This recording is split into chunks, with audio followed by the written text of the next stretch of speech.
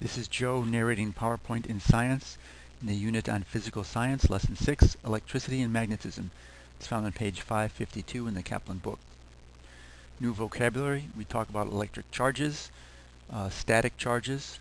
The flow of charges in a wire is electricity. We'll talk about the difference between conductors, which allow electrons to flow through them, and insulators, which don't allow electrons to flow through them, and semiconductors, which are somewhere in between. We'll talk about magnetic fields and the difference between a permanent magnet and a electromagnet. Motors we use in our houses and cars, in which we use electricity to turn a loop of wire between magnets. Generators are somewhat the opposite. Here we turn a loop of wire between magnets to make electricity. Transformers are devices where we can change the voltage in power lines. For example, the power that comes from the power stations is at a very high voltage, which is dangerous to be around, so we don't want that near our houses. So we lower the voltage by having a transformer near our house. So we talked about charged particles when we talked about atoms. Protons, for example, are positive charges.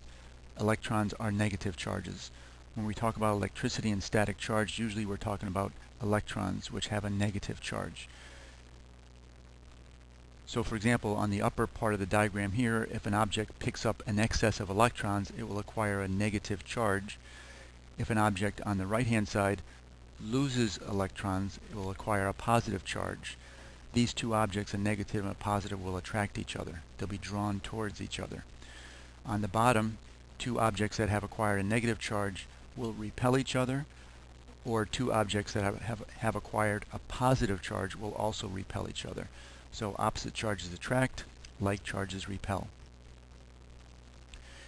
When you rub your feet on the ground, especially in winter, for example on a rug, your body acquires a net charge.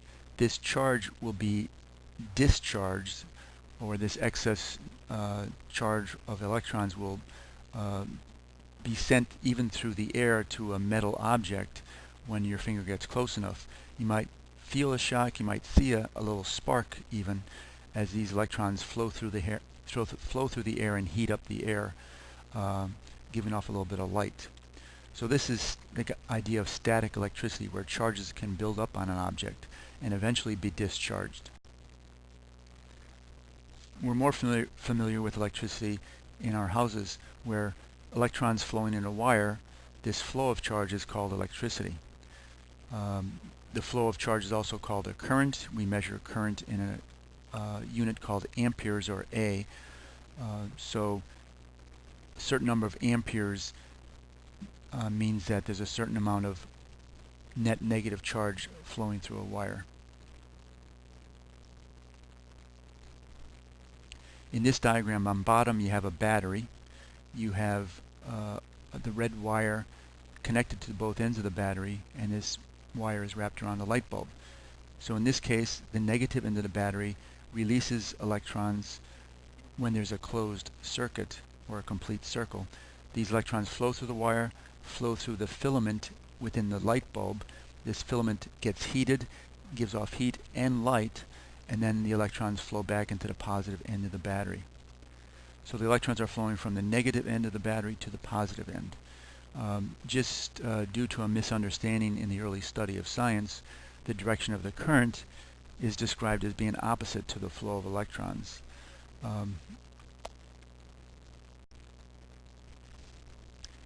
Here's an enlarged view of what a wire in your house might look like.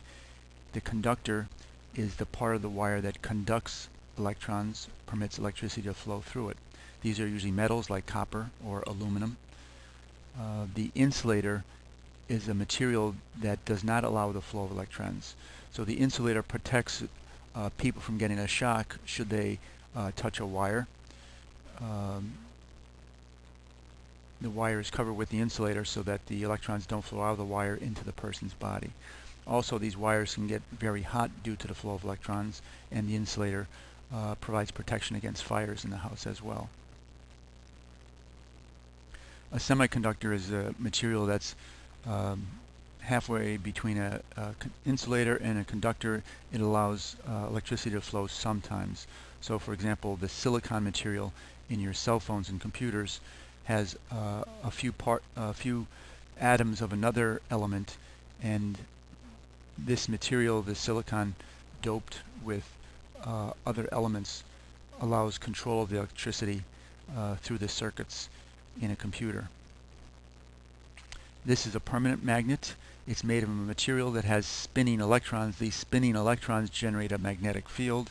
Every permanent magnet has a north pole, or N, and a south pole, or S.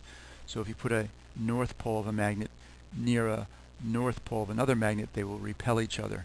So just like we talked about with charges, like poles repel, and opposite poles, north and south, will attract each other. Besides electromagnets, we have besides permanent magnets, we have electromagnets. Here's a nail with a copper wire wrapped around it and connected to a battery. When electricity flows through the wire, the nail becomes a magnet. When you no longer allow the electricity to flow through the wire, the nail no longer is a magnet. So as long as there's electricity flowing through the wire, the nail acts as a magnet. We can use this on a large scale by having huge electromagnets. When electricity flows through this metal disc, it becomes a magnet and will pick up iron-containing materials. When you turn off the electricity, this material will fall from the disc. So you can move car parts and things in the trash around on a large scale. So electricity and magnetism are linked together. For example, if you turn a loop of wire in between two magnets, you can create the flow of electrons in another wire. Here, this diagram shows a crank being turned counterclockwise. This will turn a loop of wire between the north pole and the south pole of a magnet, and it will generate electricity in the other wire.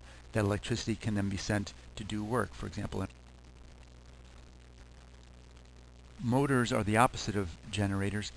With a motor, you use electricity, for example, in this battery on the bottom. We have the flow of electrons from the battery flowing through a wire, and this makes the wire loop is between the poles of a magnet. If you put electricity through the loop of wire, it will turn when it's between two magnets. We say that the area between the two magnets is an area of a magnetic field. So a loop of wire turning in a magnetic field will cause the flow of electrons in that wire, and the flow of electrons in a loop of wire will cause movement of the loop of wire between two magnets. So motors and generators are kind of the opposite of each other.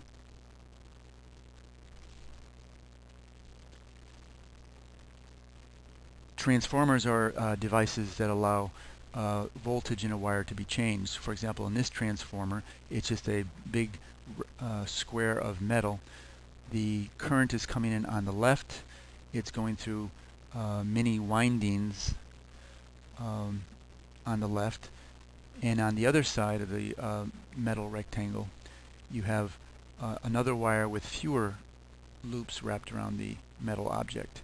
So the current coming in on the left will be at a high voltage, but the current coming out on the right will be at a lower voltage because there's fewer loops of wire wrapped around the transformer core. We see these transformers on our streets where they take the voltage in the power lines, which might be at 10,000 volts, which is very dangerous to have near people. It will take that voltage and drop it down to 100 or 120 volts, which is what's going into our houses. That's it.